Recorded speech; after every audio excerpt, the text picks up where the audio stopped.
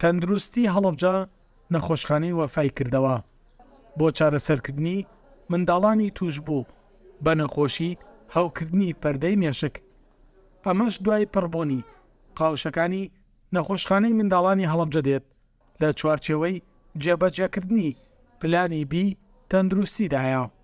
لەسەر ئەساسی هەڵکشانی ئامارەکان و نەبوونی جێگەی پێویست لە نەخۆشخانەی مناڵان و مناڵبوون قەراردرا نەخۆشخانەی وەفا بکرێتەوە و لەخوا بەزای بێسە حەزر و ئامادەیە. تا دوێنێ ڕابردوو تقریبان 11 مناڵی لێبوو.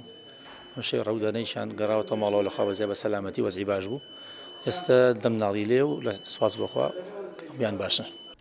هیچ منداڵێک دۆخی تەندروستی ناجێگیر نییە.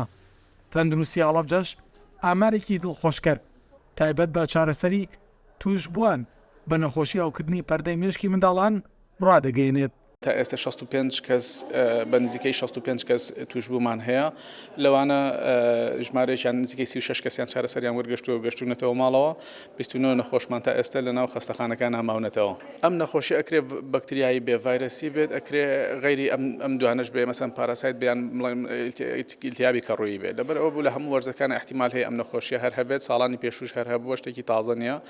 ئەوەی کە هەیە ئەم جارە ڕێژەیەکی زۆر توشبوو لە یەک کاتە.